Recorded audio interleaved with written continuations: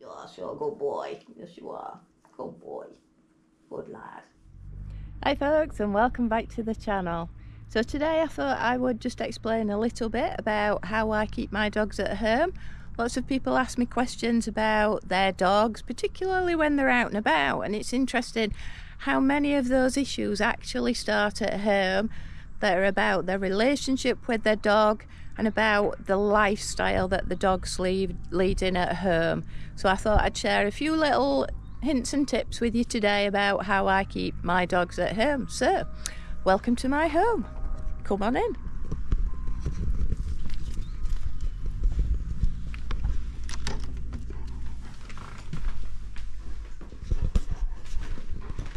Please.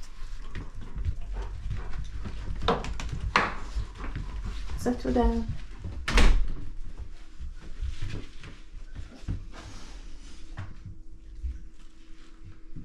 So you can see they've come in an orderly fashion and now they're just laid down, and I'm going to leave them in here while I go through into the living room. But first I'm going to take my shoes off. So I've got my shoes off. You didn't need to see that. So as you can see, the boys are just waiting quietly in the hall. Now I will leave them in here for anything up to an hour, just depending on what I'm doing and how much time the boys are going to be spending with me through the day. So we're not going to leave them in here very long today, just because they've been in here a few times. So I'm going to show you in a minute how I call them through into the living room. But for now, we'll go in the living room.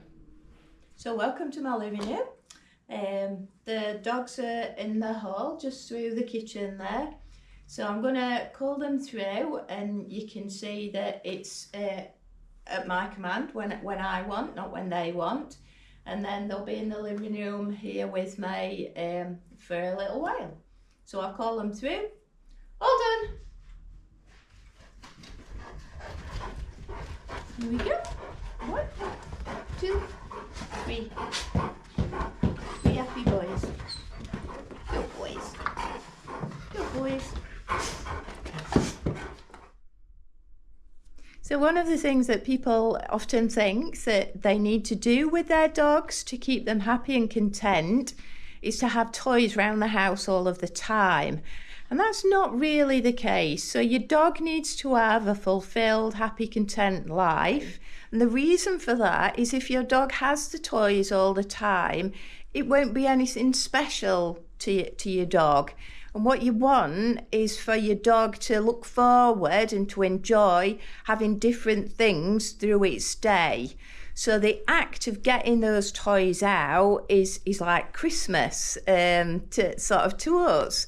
It's really nice, it's exciting, it's something for them to look forward to and to enjoy.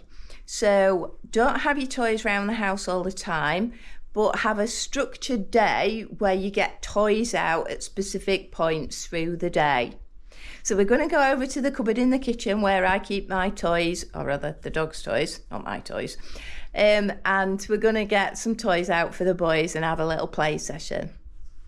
So here we are, this is the kitchen, and this is the cupboard where some interesting things are.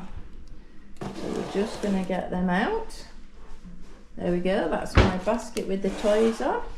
So we're going to take these through into the living room, and you can see the boys are interested. Kev. So, who've we got? I think this one's Simon. Kev. Kev. There we go, that's Kevin's toy. And then this one is Monkeys. There you go. Good boys. Good boys. So the boys have got their toys. Boys with the toys, it's almost around. I think they keep wondering why I'm pointing this at them.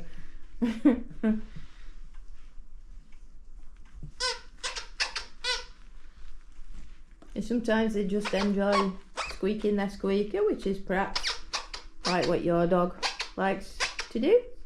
So I will always keep an eye on them whilst they're playing with the toys, because I want them to play with them and not destroy them. So if you just leave your dog with toys, and again this comes back to the don't leave them around the house all the time, then they are going to destroy them. There's absolutely no doubt about that. Most dogs will either not play with them or destroy them if you leave them with them all the time. So I'm keeping an eye on what's happening with the toys, and if I think that they've stopped playing with them and they've moved on to destroying them, then I will take the toys off of them. There is Toy Monkey. Yay, good boy. So sometimes I'll take the toy and I'll throw it for them.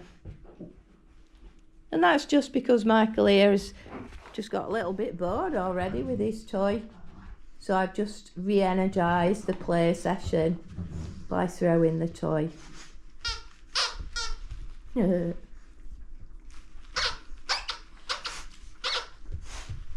boy.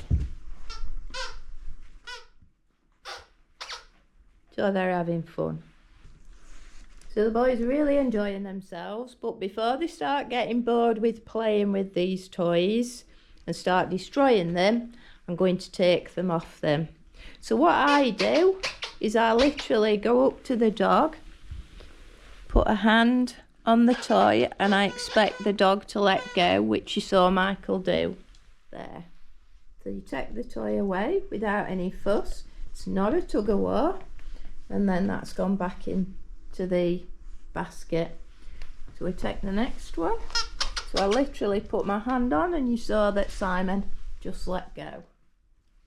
That's that one. And then it looks like somebody's queuing up. So I just put my hand on the toy, and you can see that he's just let go very politely. Good boys. So now that they've had a nice little play session and I've taken the toys back off of them, I want to just give them a little treat, just to say thank you for handing their toys in nicely. I'm obviously going to put the toys back into the cupboard, and I'm just going to give them a little treat so that they feel quite positive about having the toys taken away. And that's how you stop any arguments about giving up toys. And you start that from a pup. So when these came home at 8 weeks, this is what I started with them. So put the toys back into the cupboard, and the boys have come through into the kitchen with me, and I'm just going to give them a little treat each so they know they've been good boys. Simon. Good boy. Kev. Good boy. Mike. Good boy. Oh, what? You want another one? Oh, go on then, Ben, says you've been so nice. Good boy. Good boy. Good boy. That's it. Well done. Good boys. So one of the things that people often get wrong with their dogs is about furniture. So I usually advocate people don't let their dogs onto furniture, whether it's chairs, beds, whatever, unless it's by invitation. It's about your relationship with your dog, who's in charge, who's not. So I obviously want to be in charge of my 3 large dogs. So in order to do that, there's a number of things that I always do in terms of my dog's lifestyle. So the dogs live on the dog floor, not on the chairs. But that said, I really enjoy having a little cuddle, and the dogs love to have a stroke. So I will often invite my dogs up onto the settee with me, usually in an evening when I'm just sat watching telly or something, and just have a little bit of one-to-one time with one of the dogs on the settee. So I thought I'd just show you how I do that, and how it is absolutely and most critically by invitation. So it's invitation only. So Simon is on the floor in front of me, and I'm just going to invite him up onto the settee with me to have a little one-to-one time, bit of a stroke, and then I'm going to demonstrate to you how I'd command him to get off and he will just get off. So, Simon.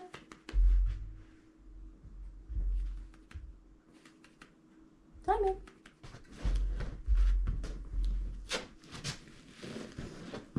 Good boy. Oh, little kid. Good boy. So this is Simon. So he's enjoying that little bit of a stroke and the attention. Doesn't he look proud? Very proud of yourself, aren't you, mate?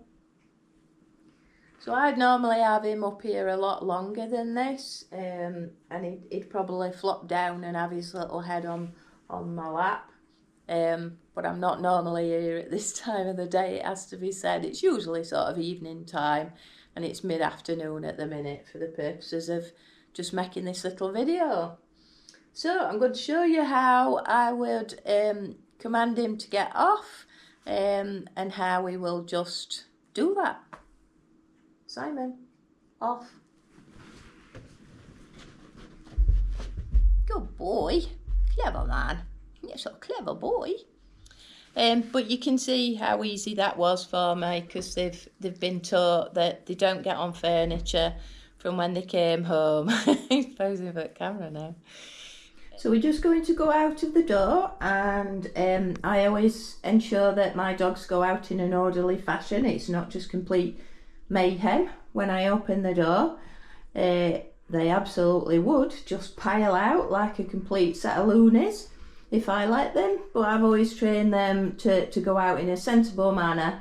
So we either use a collective term or I use their individual names and they go out one at a time. So here we go, doors opening. So you can see that the door's open. I'm not in the way, I'm not stopping them from going out, and they've just stood there and waited. So what I'm going to do is I'm going to invite them to go out one at a time. Simon. Kevin. Michael. There we go. They've gone out and now they're waiting. Super. So when you're thinking about your dog in your home, think about some of those little things. Who scoots through the door first? Does your dog just get on the settee? Do you have to push him to be able to fit on the settee next to your dog? Who's in charge? So if you're not sure about some of those answers, maybe that's why you're struggling when you're out and about and there's other competing things for your dog's attention. Why would your dog listen to you if actually you're not particularly their leader? They don't see you as their leader, because it all starts at home. So start to think about some of these little things that can make quite a big difference to how your dog views you and who's in charge, not just at home, but when you're away from your home as well, when you're taking your dog for a walk, when you want to go to the pub and just have a nice pint with your dog with you, quietly laid under the table.